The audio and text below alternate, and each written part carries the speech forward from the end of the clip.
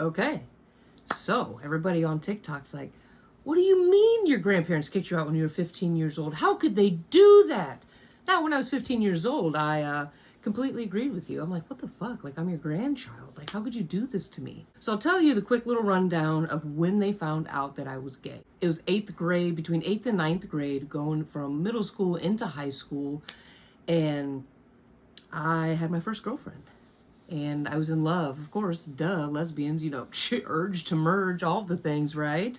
We would write letters back and forth in high school all the time. The letters were never inappropriate.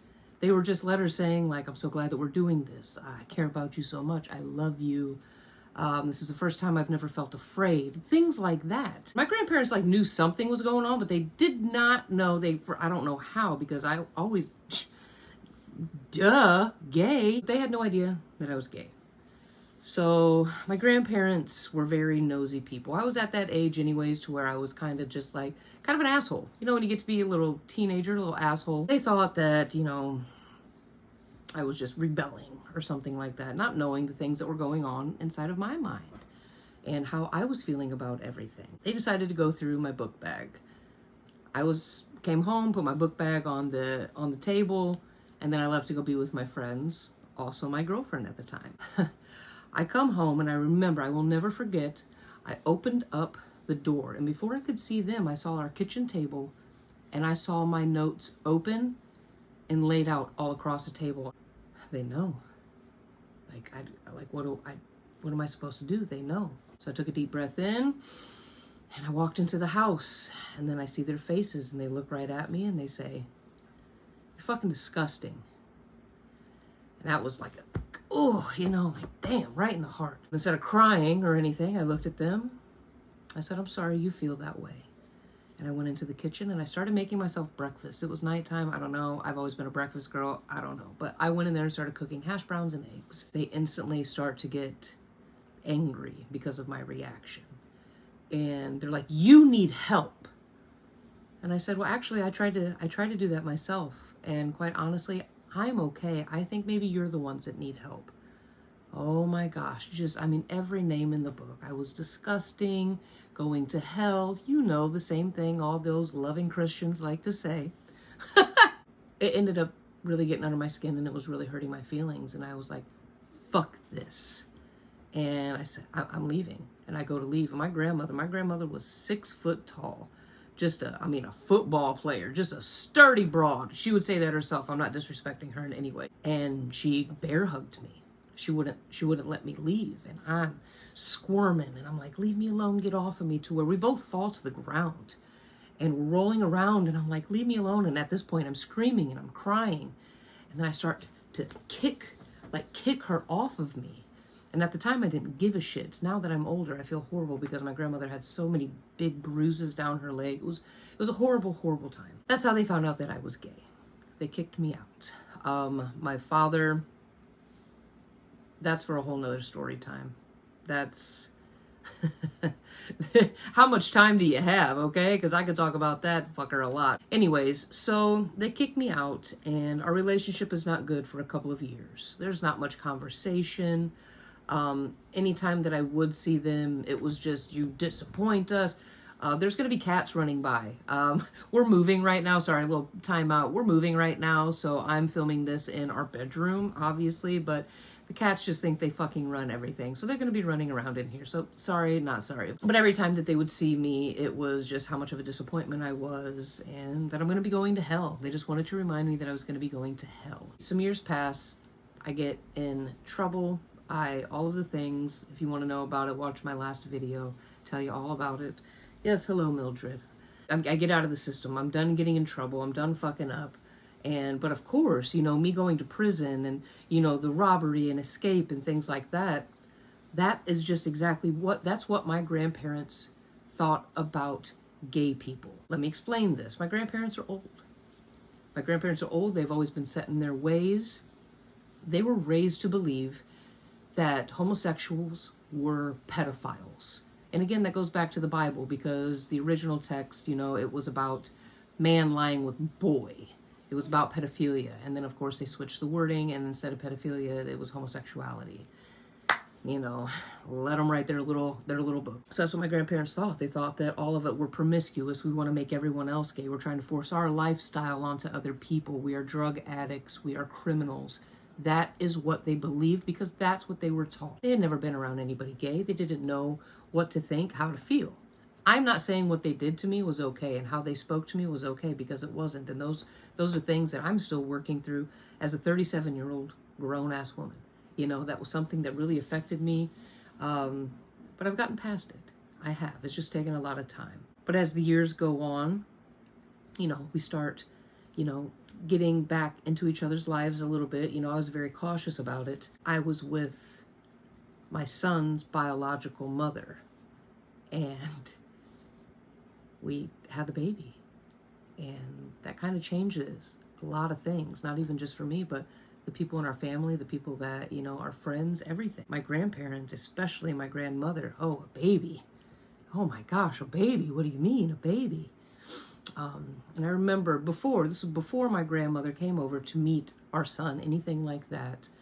I remember my grandma giving me a call one day, and my grandmother would always get on her AOL, you know, the dial-up. She'd always get on AOL, and she was reading articles, and she called to talk to me about statistics and about how people who were incarcerated between this age and this age, you know, the likelihood of them being stuck in the system was very high. I couldn't give you exact numbers. I just remember her calling me and telling me how proud she was of me because I was not a statistic, that I beat it, and that she was very proud of me. And that was one of the first compliments, true compliments, that my grandmother had given me in a long time. And it meant a lot to me. To this day, that was one thing I'm just so proud and so glad that she was able to see me change my life. Let's fast forward a little bit. Fast forward about a couple months. We get into a new house. We're renting this house. We're so proud of ourselves. And we invite my grandparents over for dinner. And everything's fine. You know, we're talking, all the things. It's all good. And then after dinner, we go into the living room. And Jax was just a little guy at this time. He was like 1. And we're playing around, and he's falling into his beanbag chair. And we're all laughing. It was such a good time. And I will never forget my grandma sitting there, and she's just looking around, and she's just like, wow, you guys are just normal. And I looked at her and I said, yeah, Grandma, we're just normal people. And that right there, that was a turning point for both of my grandparents, because they realized what they were taught was wrong. Now don't get me wrong. You know, my grandparents very much stand on solid ground when they think that my lifestyle is a sin and that I will be going to hell because of my lifestyle unless I ask for forgiveness. It's not going to happen, you know. But again, whatever. Because we don't have the same beliefs. We do not have the same views. I don't care what you think's going to happen to me after my body is done living its life here on earth. I don't care what you think about that. Just love me now. Love and respect me now. That's all I wanted from them. And that's what they gave me. They were able to see me grow. They were so proud of me. And I didn't care what they thought when it came to religion and Bible and texts and all of that stuff. I didn't give a shit. It didn't matter to me. My grandparents took me out of a horrible situation when I was a child. I was beat. My dad's wife used to beat the dog shit out of me. And again, that's for another story time. But they took me in and they raised me. And I, for one, think that they did an amazing job raising me. My grandparents were good people. Again, they're old, stuck in their ways. And they were able to change their views when it came to my lifestyle. You know, they knew that we're not pedophiles, we're not criminals, we're not all drug addicts, it's not anything like that. And I'm so glad that they were able to do that. People ask, what's your relationship like now with your grandparents?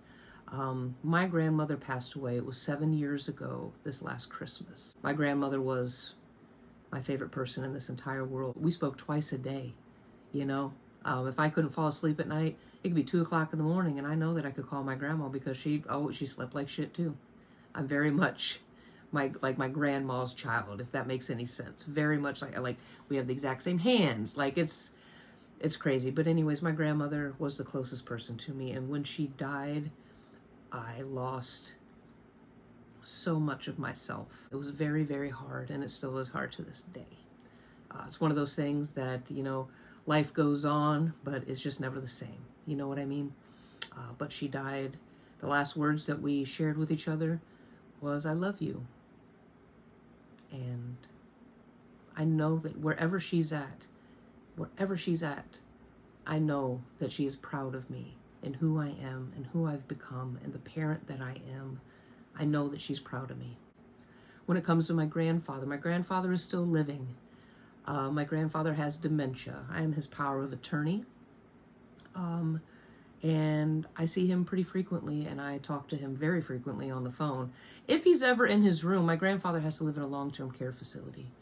And he's never in his room. That old man, boy, he is just scooting around in his little wheelchair, going around talking to everybody. I could barely ever get a hold of him, but when I do, we'll talk forever. He remembers who I am. He remembers my aunt, my dad, that guy. But he loves me. And he's proud of me, and he sees the things that I'm doing, and I talk to him about the things, and he's just like, really?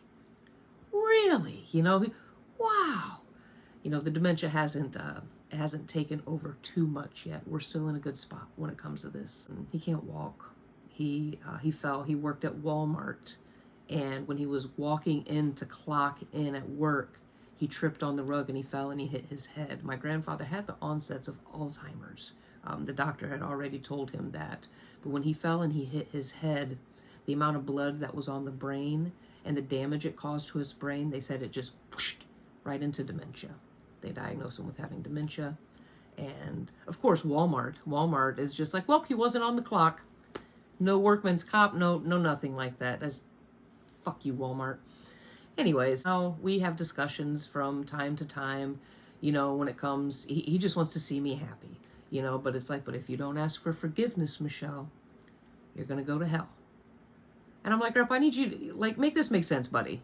Like, you mean to tell me that somebody could sit there and murder kids multiple times, and before they're executed or whatever it may be, all they have to do is say, I'm sorry.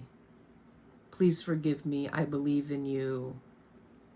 And that's it? Then they get to go to heaven? And he's like, yes. And I'm like, that's fucking weird. So you mean to tell me that I could be a good person and do good on this planet, but because of because of who I love, I'm going to go to hell and I should probably ask for forgiveness? No, fuck that.